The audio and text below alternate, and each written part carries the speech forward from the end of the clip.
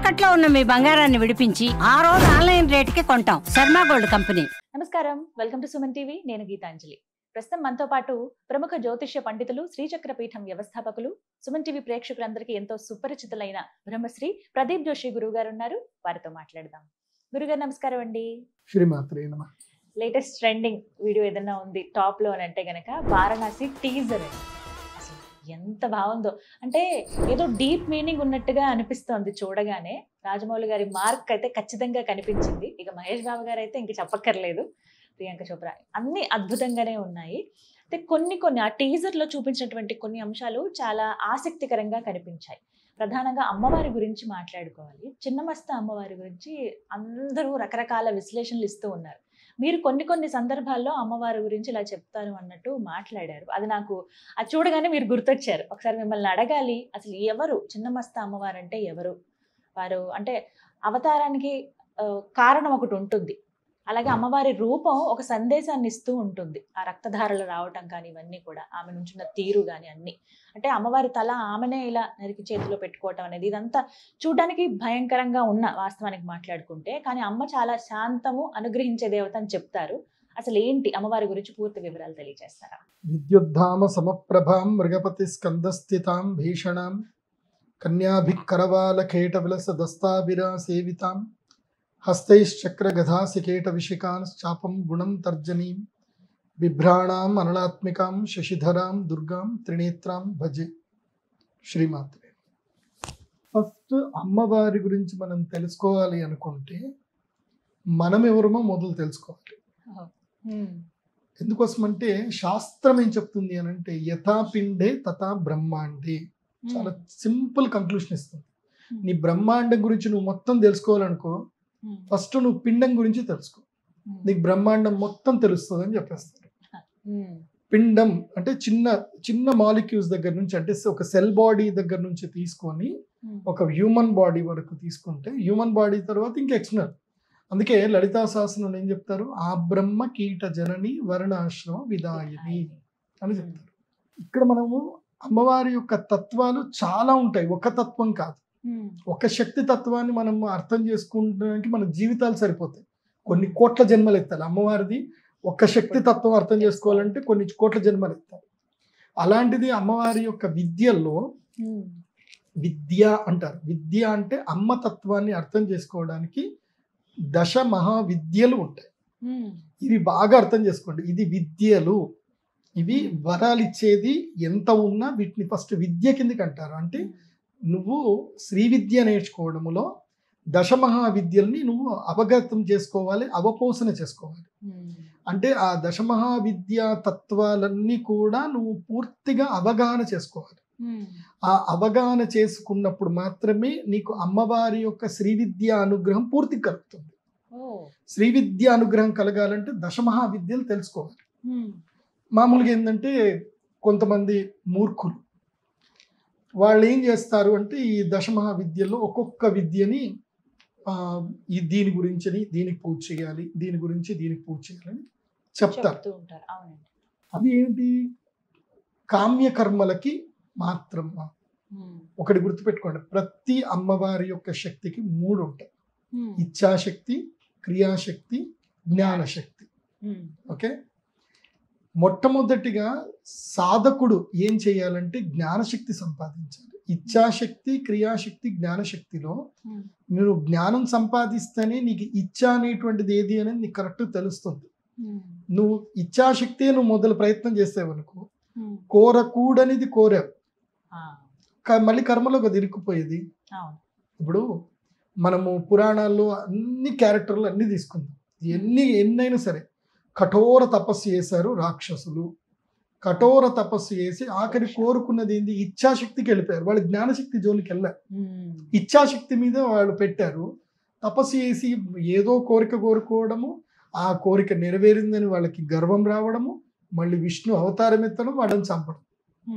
ఆఖరికి ఏం సాధించారు అంటే భగవంతుడి చేతిలో చనిపోవడం తప్ప వాళ్ళు ఏం సాధించింది ఏం లేదు. అంటే ఇచ్ఛాశక్తిని నువ్వు సరిగ్గా సద్వినియోగం చేసుకోవాలి అంటే నీకు జ్ఞానశక్తి కావాలి. ఇప్పుడు ఉదాహరణకి మన ఇంట్లోనే పిల్లలు ఉంటారు, వాడు సినిమాలు చూసి గన్నులు పేల్చడం సినిమా చూసాడు, లేదంటే సినిమాలో కత్తులు పొడుచుకోవడం చూశాడు. అది వాడికి ఏమైంది, ఇచ్ఛాశక్తిని క్రియేట్ చేసింది.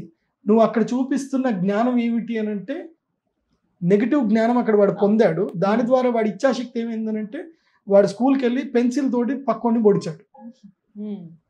దానికి ఆ పొడవాలి అన్న ఆలోచన వాడిది కాదు, వాడు దేన్నైతే జ్ఞానశక్తిని పొందాడో దాని ద్వారా వీడు పొడిచాడు. కాబట్టి మస్ట్ అమ్మవారి తత్వాల్లో మనం తెలుసుకోవాల్సింది ఏంటంటే జ్ఞానశక్తి, అమ్మ తత్వం అర్థం చేసుకోవాలి. తర్వాత క్రియాశక్తి, అమ్మ అనుగ్రహం ఎలా పొందాలి, అమ్మవారితో నువ్వు ఎలా సంయోగం చెందాలి, అమ్మతో నువ్వు ఎలా కనెక్ట్ అవ్వాలి. ఎందుకోసం అంటే లలితా సహస్రంలో ఒకటి చెప్తారు, ప్రతిమాసాం పౌర్ణమాస్యాం ఏబిర్నామ సహస్రకై చంద్రబింబం లోపల లలితాదేవిని చూడాలి. చూసి చంద్రబింబం లోపల లలితాదేవిని చూసి ఎవరైతే లలితా సహస్రనామము ప్రతి పౌర్ణమి చదువుతారో సయేవ లలితారూప తద్రూపా లలితా స్వయం నతయో విద్యతేర్భేద భేదకృత్ పాపకృత్ భవేత్ అని సాక్షాత్తు హయగ్రీవుల వారే అగస్త్యుడికి చెప్పారు. అంటే శ్రీ విద్యా ఉపాసకుల్లో అగ్రగణ్యులు హయగ్రీవుల వారు.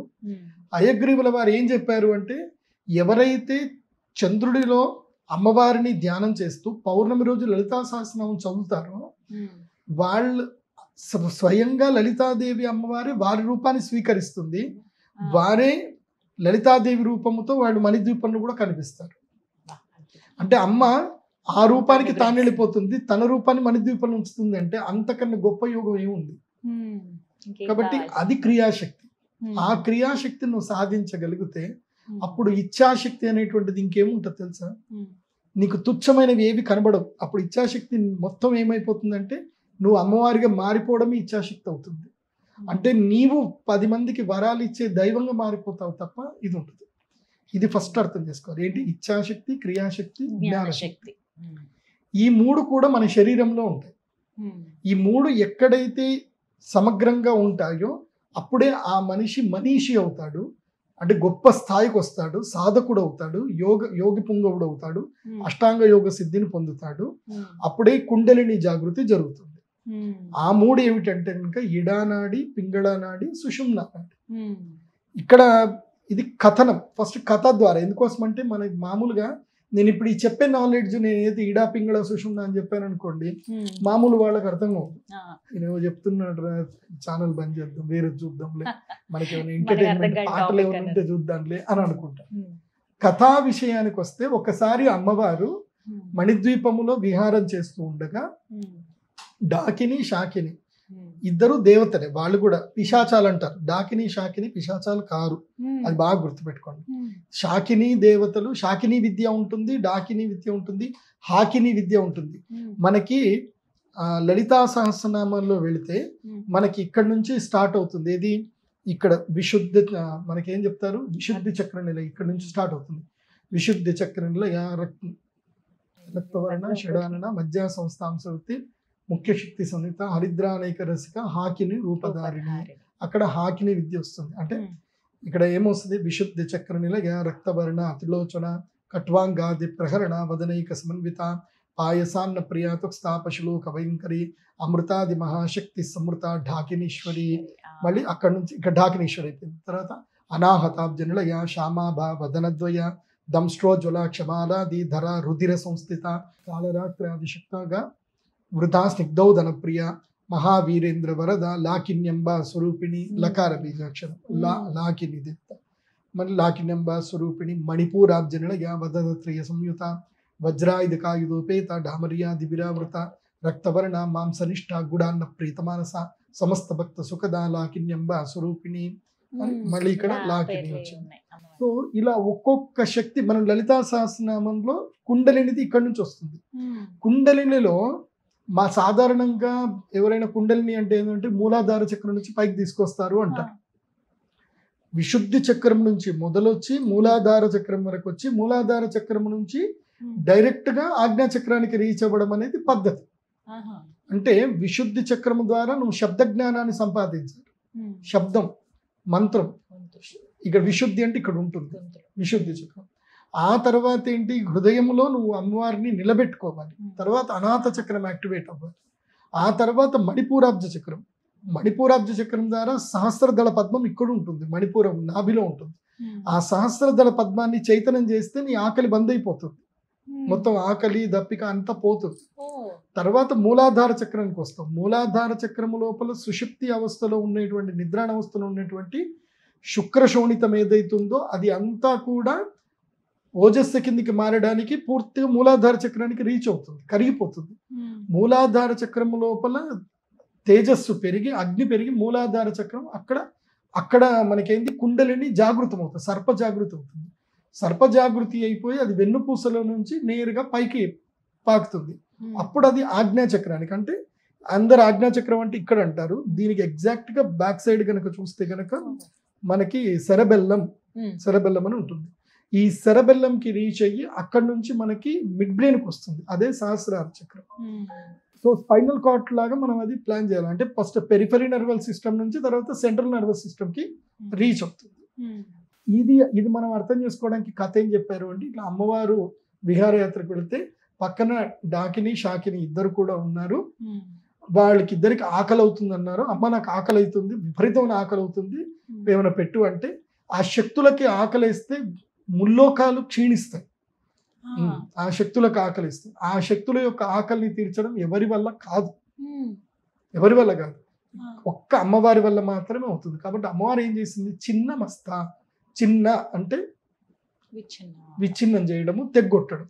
సో తన ఖడ్గముతో తన శిరస్సుని చిన్నం చేసి ఒక చేతిలో తాను పట్టుకుంది. అప్పుడు 3 ధారలు వస్తాయి బయటికి. ఆ 3 ధారలే ఈడ పింగళ సుషుమ్న ధారలు. ఆ 3 ధారలు కూడా ఏంటంటే అవి తాగుతూ ఉంటాయి. ఏవి, ఆ డాకిని షాకిని శక్తులు అమ్మవారి యొక్క మూల పరాశక్తి ఏదైతుందో అమ్మవారు ఆ యొక్క రక్తమును తాగుతూ ఉంటారు. దీన్ని మనం అర్థం చేసుకోవాల్సింది ఏంటంటే, మొత్తం మీద అమ్మతత్వాన్ని అర్థం చేసుకోవడంలో కుండలిని జాగృతి చాలా ఇంపార్టెంట్. ఈ చిన్న మస్తాతత్వం ఏంటంటే కుండలిని జాగృతిని మనకి చూపిస్తుంది, కుండలిని వ్యవహారం చూపిస్తుంది. అంటే రాజయోగానికి సంబంధించిన తత్వము చిన్న మస్తాదేవి. తర్వాత రాజశ్యామల అమ్మవారు ఉంటారు, మంత్రోపాసన. రాజశ్యామల అమ్మవారు మంత్రోపాసన అంటే ఒక్కో భక్తి యోగం ఉంటుంది, రాజయోగం ఉంటుంది, కర్మయోగం ఉంటుంది. అట్లాగే ఇప్పుడు బగలాముఖి ఉంటుంది. బగలాముఖి అమ్మవారు కూడా మహాశక్తి. ఆ బగలాముఖి అమ్మవారిని ధ్యానం చేయడం వల్ల ఏంటంటే వికృతి, బగలాముఖి అమ్మవారు అంటే వికృతి మొత్తం నాశనం చేస్తుంది. ఆమె శత్రు సంహారం చేస్తుంది. ఎవరైతే సనాతన ధర్మానికి వైరుధ్యం చేస్తారో వాళ్ళందరినీ మట్టి కల్పిస్తుంది. అది అమ్మ పని. అది ఒక్కొక్క శక్తి ఒక్కొక్కటి, ఆ శక్తులన్నింటినీ అర్థం చేసుకోవాలి. ఇప్పుడు ఈ చిన్నమస్తా అమ్మవారు అందరూ పూజించవచ్చా అండి? కేవలం శ్రీవిధి ఉపాసన చేసిన వారు మాత్రమే అమ్మని పూజించాలా? సింపుల్, నీకు సింపుల్ మెథడ్లు ఉన్నాయి. సింపుల్ మెథడ్లు మీరు చేసుకోకుండా సర్జరీ లాంటి మెథడ్లు మీరు చేసుకుంటాను అంటే అది మీ విచక్షణకు వదిలేస్తాం. నా వరకు నేను చెప్పేది ఏంటంటే, యోగ్యత ఉన్నటువంటి వాళ్ళు మాత్రమే యోగ్యత సాధించాలి. ఇప్పుడు ఉదాహరణకి రాష్ట్రపతి గారితో దగ్గరికి వెళ్ళిపోయి నేను రాష్ట్రపతి గారి దగ్గర పక్కన కూర్చొని నేను ఆయనతో డిన్నర్ చేస్తాను అని అంటే, ఎస్, నువ్వేం సాధించావు చెప్పు. రాష్ట్రపతి గారికి అపాయింట్మెంట్ ఇప్పిస్తాము, ఆయనతో డిన్నర్ కూడా మేము చేపిస్తాం. Who are you, what is your eligibility, నువ్వేం సాధించావు? భారతదేశానికి నేను కప్పు తీసుకొచ్చావా? ఇప్పుడు మొన్న అందరూ కప్పులు తీసుకొచ్చారు భారతదేశానికి. కాబట్టి నరేంద్ర మోదీ గారే డైరెక్ట్గా ప్రధానమంత్రి సర్వ్ చేశారు. అంటే నీ గొప్పతనం ఏంటిది, నువ్వేం సాధించావు నీ జీవితంలో?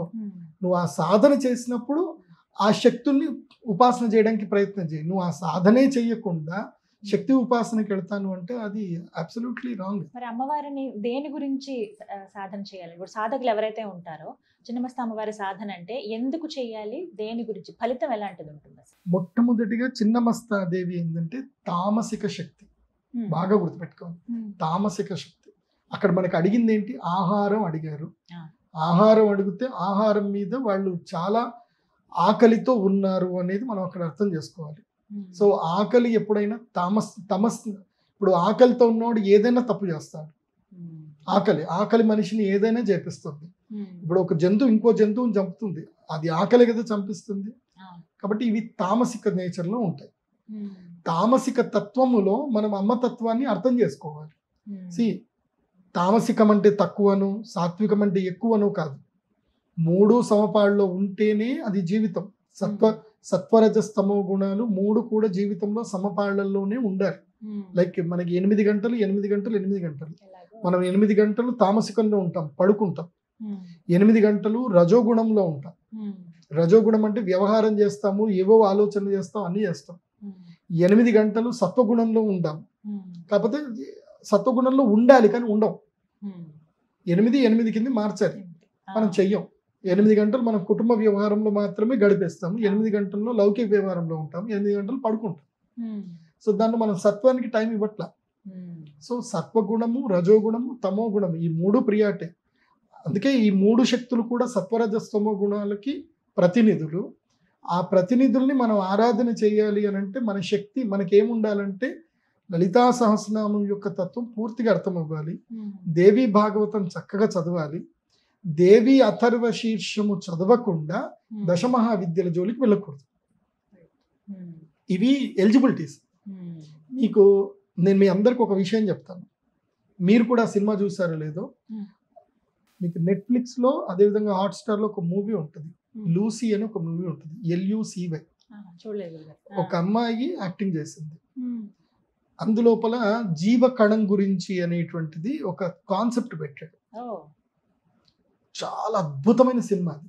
జీవము యొక్క ముఖ్య ఉద్దేశం ఏంటి అంటే నాలెడ్జ్ని ట్రాన్స్ఫర్ చేయడమే జీవం యొక్క ముఖ్య ఉద్దేశం అని ఉంటుంది.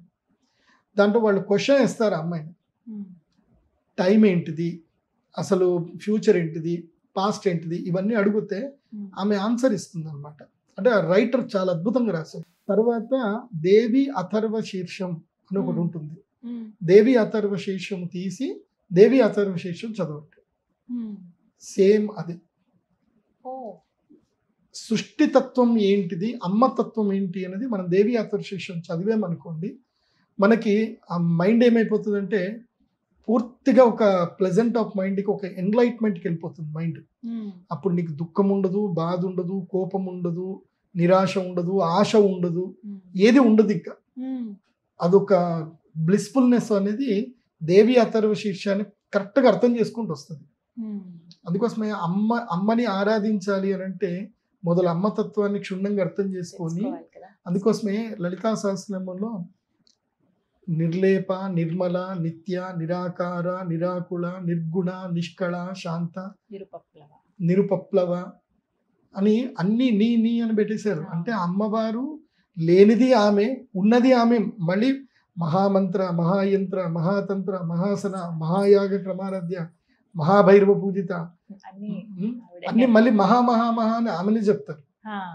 నిర్వికల్ప, నిరాబాధ, నిర్వేద, వేదనాశిని, నిర్నాశ, మృత్యుమతని, నిష్క్రియ, నిష్పరిగ్రహ, ఇస్తుల, నీలచుకుర, నిరపాయ, నిరత్యయ, దుర్లభ. మళ్ళీ ఏం చెప్తున్నారు ఇవన్నీ చెప్పి మళ్ళీ దుర్లభ, దుర్గమ, దుర్గ, దుఃఖమంత్రి, సుఖప్రద, దుష్టదూర, దురాచార శమని, దోషవర్జిత, ఇవన్నీ చెప్పి మళ్ళీ సర్వజ్ఞ, ఆంధ్రకరుణ, సాంద్రకరుణ, సమానాధిక వర్జిత. ఒక్కటి కాదు, లలితా సహస్రనామాన్ని మీరు అవపోసన పట్టుకుంటే మీకు అమ్మ కనిపిస్తుంది. అప్పుడు నీ కోరికలు ఉండవు. ఇంకా నువ్వు అమ్మతో మమైకమైనప్పుడు నీ కోరికలు ఏముంటాయి, నీకు బాధ ఏముంటుంది, దుఃఖం ఏముంటుంది, అసలు నువ్వు శరీరమే కాదు అని నీకు అక్కడ అర్థం వస్తుంది. చిన్నమస్తాదేవి తత్వాన్ని అద్భుతంగా అర్థం చేసుకోండి. అండ్ ఆ అమ్మవారు సంహార శక్తి. ఏంటి సంహార శక్తి? రాక్షసుల్ని సంహరించి రాక్షసుల యొక్క రక్తం దాగే శక్తి సంహార శక్తి. శక్తుల్లో సంహార శక్తి ప్రధానమైనటువంటిది. అందుకోసమంటే ఇక్కడ నాకు కూడా డౌట్ వచ్చింది, అవునండి మొత్తం అమ్మవారే అని చెప్తున్నారు, మళ్ళీ అమ్మవారు చంపడం ఏంటి, అమ్మవారి సృష్టి కదా అది కూడా, అంటే లీలా విలాసం అంతే. సింపుల్. మన శరీరమే ఉంది, మన శరీరమే సెల్స్ తయారు చేస్తుంది, మన శరీరమే స్ప్లీన్ లో సెల్స్ డిస్ట్రాక్ట్ చేస్తుంది. Why creating, why destructing? అలాగే స్టేబుల్ ఉంచవచ్చు కదా అంటే జరగదు, అది సెట్ అవ్వదు. అందుకే యథా పిండే తథా బ్రహ్మాండే. నువ్వు పిండాన్ని అర్థం చేసుకో, బ్రహ్మాండం నీకు అర్థం అవుతుంది. అమ్మవారిని అర్థం చేసుకోవాలంటే నువ్వు పూర్తిగా అనాటమీ, ఫిజియాలజీ నేర్చుకో, నీ శరీరంలో జరిగే బయోకెమిస్ట్రీ అన్ని తెలుసుకో, నీకు అన్ని తెలిసిపోతాయి. కానీ నేను ఫైనల్గా ఇది ఒక కంక్లూజన్ చెప్తాను. చిన్నమస్తాదేవిది అంటే మీకు మొదలు యథాపిండే తథా బ్రహ్మాండే అని కంక్లూషన్ చేసిన మీకు ఒక్క విషయం చెప్తాను. చిన్నమస్తాదేవి ఈ అమ్మ మనకేం నేర్పిస్తుంది అని అంటే, ఇది పూర్తిగా హైపోథాలమస్కి సంబంధించిన కంటెంట్ ఉంటుంది ఈ అమ్మవారిది. ఇది బాగా గుర్తుపెట్టు. మన శరీరంలో నుంచి ఎన్నో హార్మోన్స్ రిలీజ్ అవుతాయి. సైంటిస్ట్ ఇప్పటిదాకా కనుగొన్న హార్మోన్లు ఒక 10-15 కనుగొన్నారు. కానీ మన శరీరం మొత్తం మీద ఎన్ని రకాల హార్మోన్స్ క్రియేట్ చేస్తుంది అంటే 1000కి పైన హార్మోన్స్ క్రియేట్ చేస్తుంది. 1000 ఇది మెయిన్ హార్మోన్సే. మళ్ళీ వాటికి ప్రతి ఒక్క హార్మోన్కి మళ్ళీ ఇంకొక 100 సబ్ హార్మోన్స్ ఉంటాయి. అంటే 1000 × 100 100,000. ఈ డైలాగ్ ఎక్కడ వచ్చిందో వినండి. 100,000 ఎక్కడ డైలాగ్ వచ్చింది? బాహుబలి సినిమాలో ఎంతమంది వస్తారంటే 100,000 అంటారు. ఇది అమ్మతత్వములో సుషుమ్నా తత్వంలో ఇదే ఉంటుంది. 100,000 అంటే ఇంకోటి మనం సహస్రదళ పద్మం అని అంటాం. ఇది నాభిలో ఉంటుంది, సహస్రదళ పద్మం. అందుకే మనకి లలితా సహస్రదళ పద్మస్థ సర్వవర్ణోపశోభిత అని అంటారు. మళ్ళీ ఇక్కడ సహస్రదళ పద్మం ఉంటుంది, ఇక్కడ సహస్రదళ పద్మం ఉంటుంది. ఈ రెండు వేగస్ నర్వ్స్ కనెక్ట్ అవుతాయి. మనం ఇక్కడ తెలుసుకోవాల్సింది ఏంటంటే సింపుల్గా మన శరీరంలో మనకి భగవంతుడు మంచి మంచి హార్మోన్స్ ఎన్ని ఇచ్చాడు అంటే 8 ఇచ్చాడు. మిగతా అన్ని కూడా డిస్ట్రాక్షన్స్ హార్మోన్స్. వచ్చే అన్ని హార్మోన్స్ అన్ని కూడా మనల్ని నాశనం చేసేటి. మనకి కరెక్ట్గా మనకి బాడీకి ఉపయోగపెట్టి 8, 10.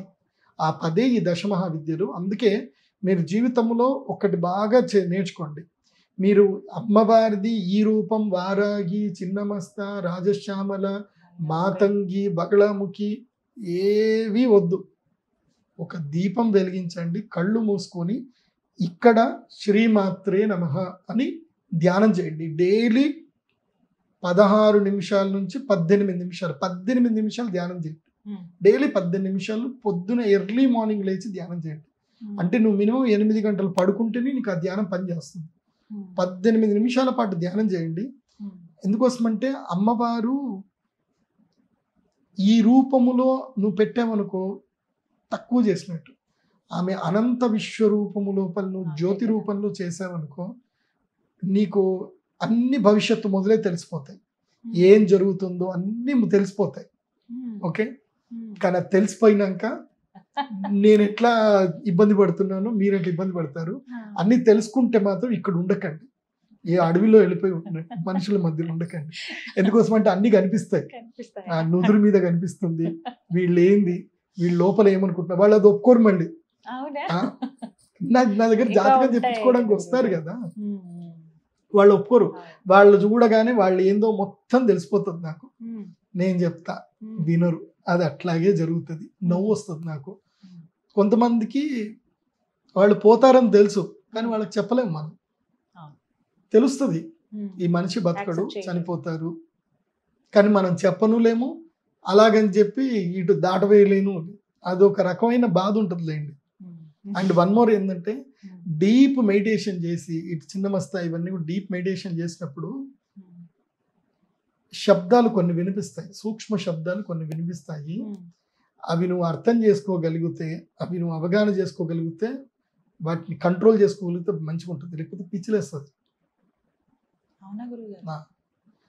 మనకి తెలిసి ఏంటంటే మనకి భగవంతుడు శక్తి ఈ చెవులకి ఎంత శక్తి ఇచ్చాడు అంటే హై లెవెల్లో, లో లెవెల్లో, మీడియంలో ఒక స్టేబుల్ సౌండ్ మాత్రమే మన చెవులకి సరిపడుతుంది.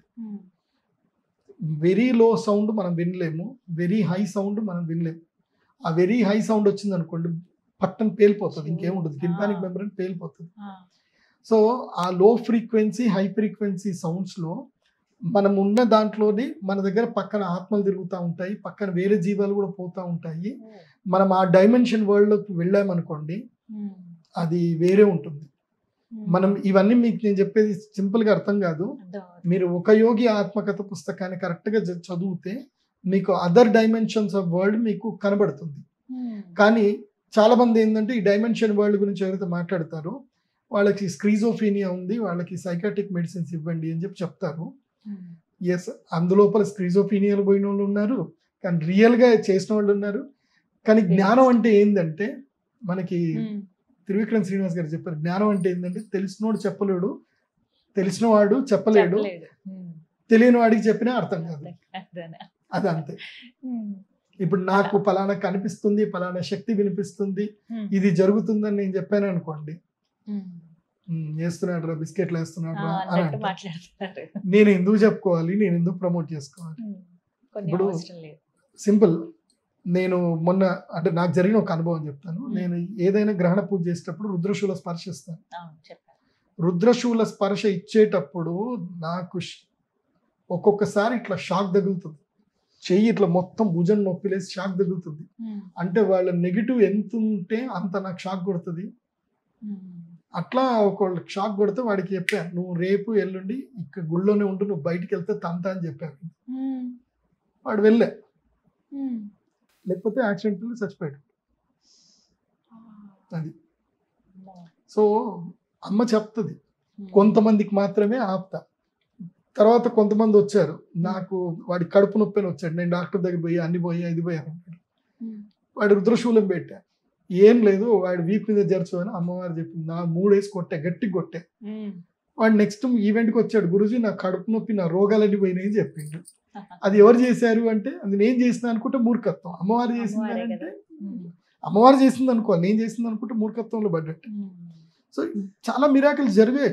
ఎన్ని మిరాకిల్స్, లేకపోతే అంతమంది ఎందుకు వస్తారండి? మన ధనత్రయోదశి చాలా బాగా జరిగింది గురుగారు. ఆ వీడియోస్ అవి చూసాను, చాలా బాగా జరిగింది. చాలా మంది వచ్చారు ధనత్రయోదశి, ఎంతో మంది వాళ్ళ అనుభవాలు.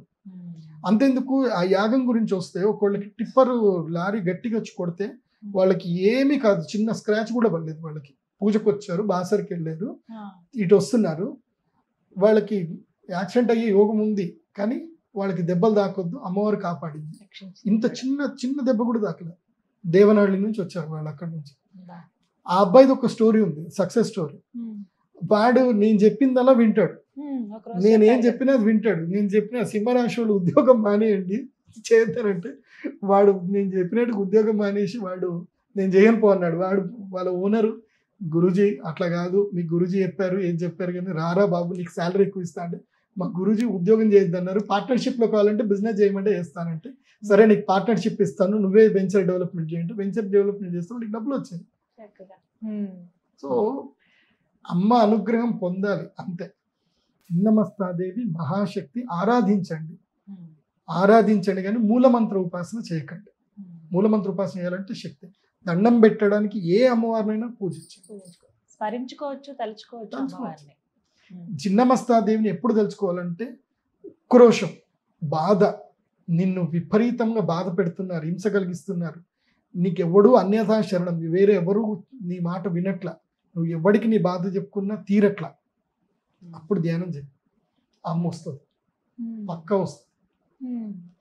సాధకులు కాకపోయినా మామూలుగా మనం తలుచుకున్నా వస్తుంది. అంతే కదా. నామపారాయణ ప్రీత నంది విద్య నటేశ్వరి అమ్మవారు. చాలా చక్కగా చెప్పారు. అమ్మవారు ఎప్పుడైనా అంతే కదా, అనుగ్రహిస్తుంది తల్లి కాబట్టి. చక్కగా వివరించారు గురుగారు, ధన్యవాదాలు. శ్రీ